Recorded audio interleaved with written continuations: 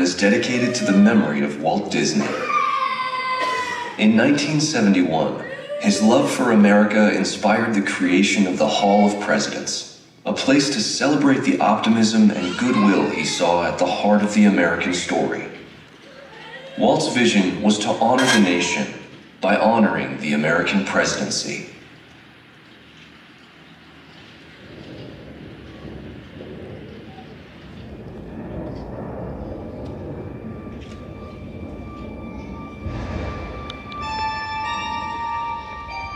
It is 1783, and the smoke is clearing in the wake of the Revolutionary War. Over the course of 8 grinding years, General George Washington has led a force of shopkeepers, farmers, and Native American allies to victory over the greatest military power in the world. A new nation has been born, independent and free. The founders must form a national government. In 1787, through months of passionate debate, they create a written constitution. For the country's highest office, they imagine something new in the history of the world. A leader not born to power like a king or queen. A leader who has not seized power through conquest. A leader not separate from the people, but elected by the people. From among the people. We, the people. This is a new idea, an American idea. The idea of a president.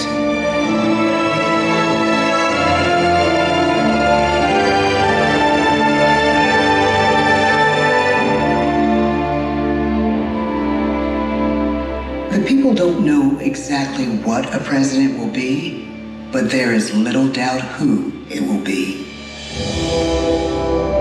George Washington's stature and bearing have marked him as a leader. His integrity has made him a great one. Washington knows that many generals who have led successful revolutions make themselves dictators or kings. Instead, he steps down from power and retires to his home, Mount Vernon. The world takes note, and George Washington becomes the symbol of American ideals. In the first presidential election, it's Washington by a landslide. The only doubt seems to be his own. He writes, "Integrity and firmness is all I can promise. Integrity and firmness is exactly what we need." Everything he does as president will set a model for his successors.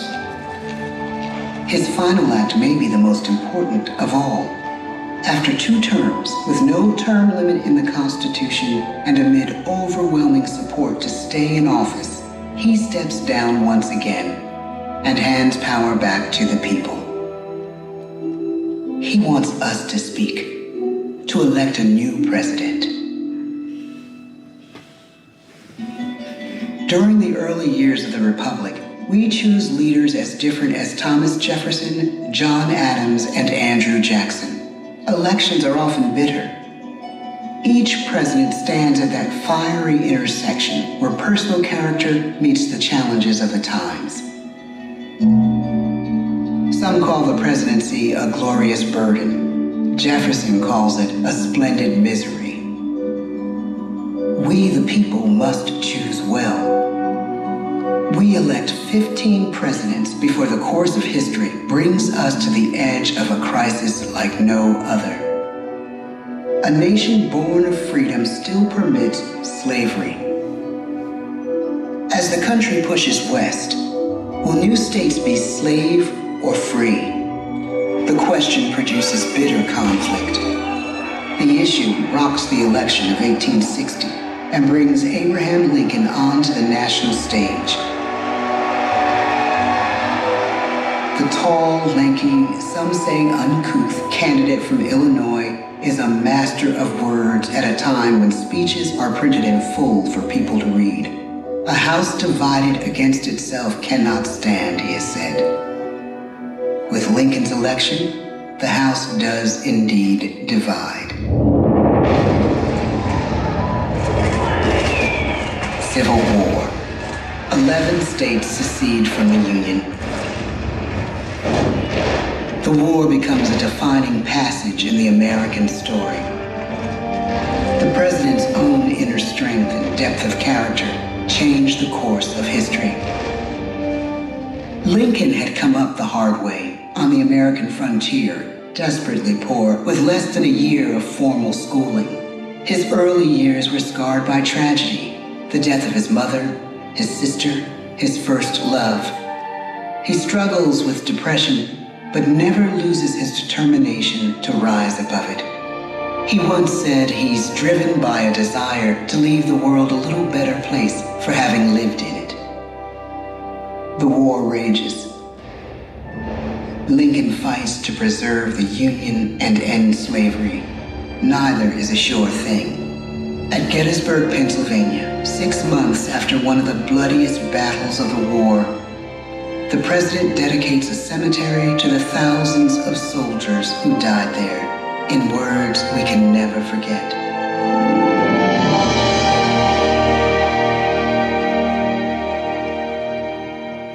"Fourscore and 7 years ago, our fathers brought forth on this continent a new nation, conceived in liberty and dedicated to the proposition that all men are created equal.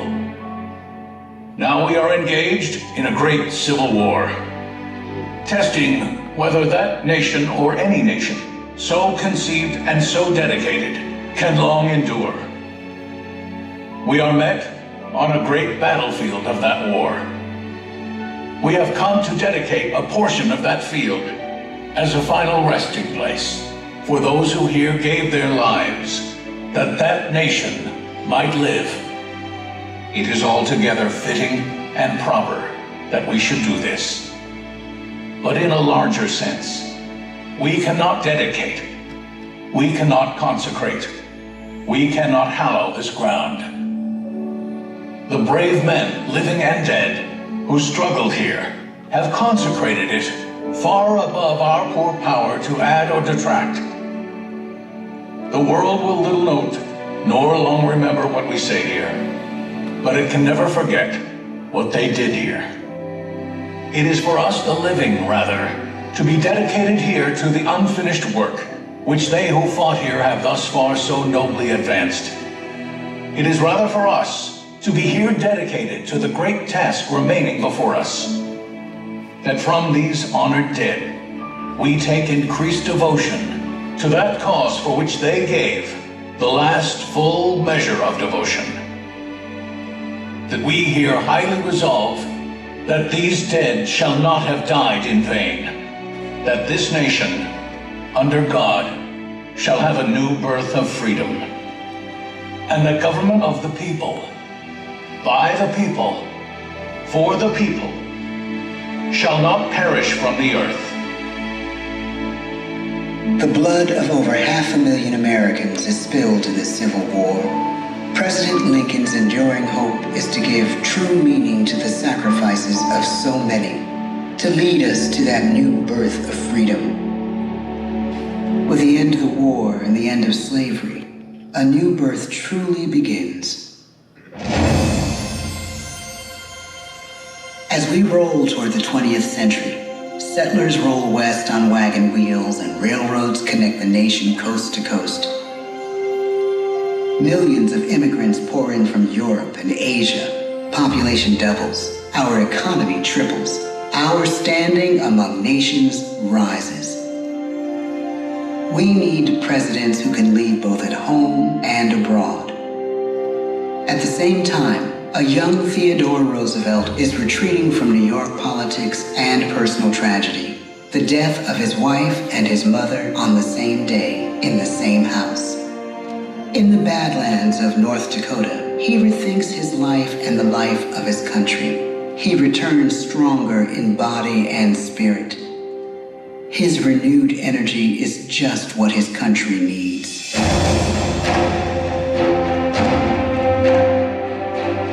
American industry is booming, but social tensions are rising. A progressive movement is bubbling up, pushing for change, and change is needed in the working and living conditions in cities. The gap widens between rich and poor. The demand for change grows stronger. Teddy Roosevelt is a knight on a crusade. He speaks with force and vitality in clear terms that make colorful headlines at a time when mass-market newspapers have become the new media. To define his foreign policy, he borrows a phrase from an African proverb: speak softly and carry a big stick. But his greatest accomplishments are made at home. He breaks up giant monopolies, protects workers' rights, and calls for a square deal for all Americans, rich and poor, capitalist and wage earner. And a square deal for every man and every woman in the United States. He calls on America to be as great as the natural grandeur of its lands.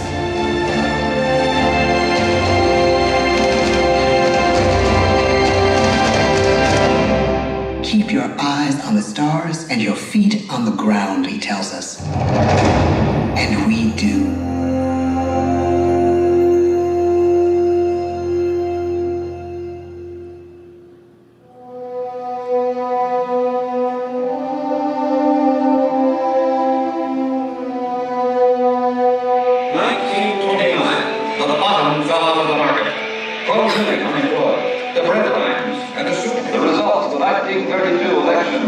When we elect our 32nd president, it is the worst of times.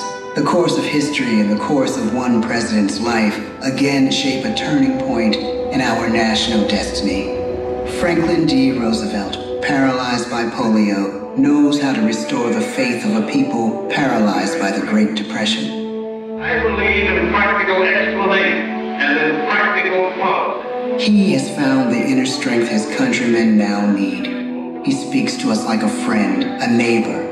His optimism is contagious, his voice perfect for the latest breakthrough medium, radio. He calls us to believe we have nothing to fear but fear itself.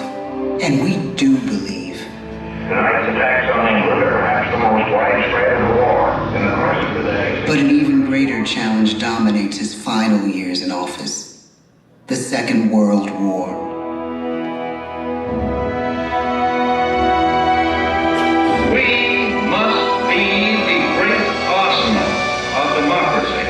This is an emergency as serious as war itself. We stun the world with our production. When bombs fall on U.S. troops in Pearl Harbor, he calls us to fight on the war front and sacrifice on the home front.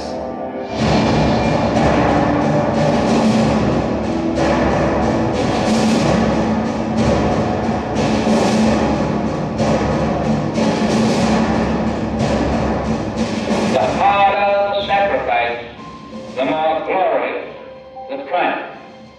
So spoke America in the year 1776. So speak Americans today. The world changes. The country changes. And yet, in one sense, what we need most from our presidents has never changed. A guiding vision that calls forth the best that America can be. Will outer space be developed for the benefit of all mankind? Or will it become another focus for the arms race? The choice is urgent, and it is ours to make.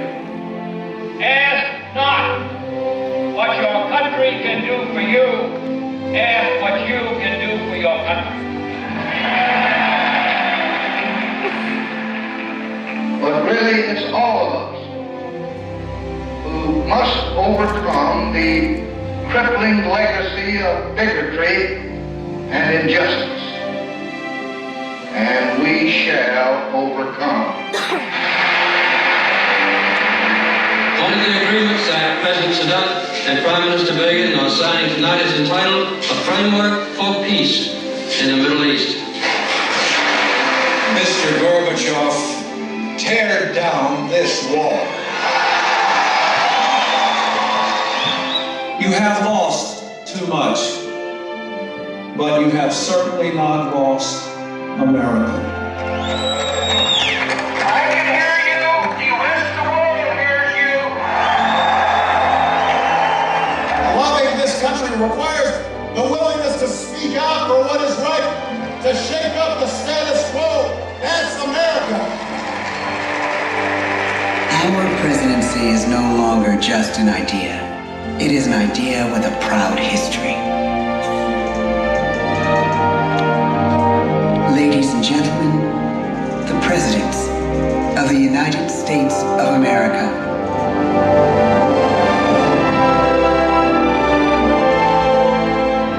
George Washington, John Adams, Thomas Jefferson, James Madison, James Monroe, John Quincy Adams, Andrew Jackson, Martin Van Buren, William Henry Harrison, John Tyler, James K. Polk, Zachary Taylor, Millard Fillmore, Franklin Pierce, James Buchanan, Abraham Lincoln, Andrew Johnson, Ulysses S. Grant, Rutherford B. Hayes, James A. Garfield, Chester A. Arthur, Grover Cleveland, Benjamin Harrison, William McKinley, Theodore Roosevelt, William Howard Taft, Woodrow Wilson, Warren G. Harding,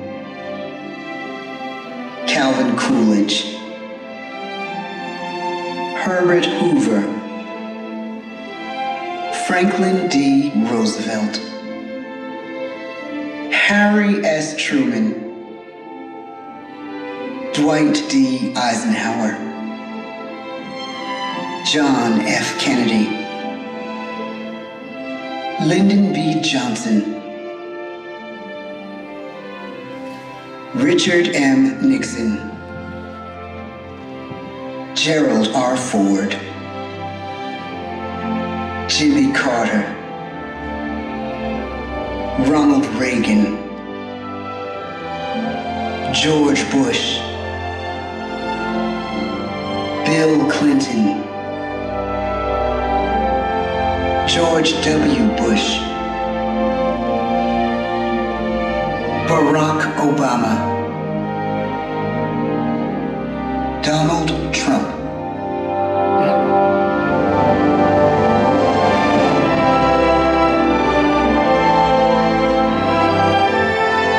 And now we come to the present. Once again, we place our trust in the idea of a president, as we have from the beginning. My fellow citizens, no event could have filled me with greater anxieties than that notification on the 14th day of April, 1789, that you had selected me to lead our nation. But it was with the confidence of my fellow citizens that I took an oath. 35 simple words that have been repeated by every American president throughout history. I, Joseph Robinette Biden Jr., do solemnly swear that I will faithfully execute the office of President of the United States, and I will, to the best of my ability, preserve, protect, and defend the Constitution of the United States. So help me God. The presidency of the United States is a role unique in the world, an office entrusted to each president by us, we the people. Therein lies the genius of that new idea, now over 200 years old. A new idea our presidents have turned into a great American idea again and again.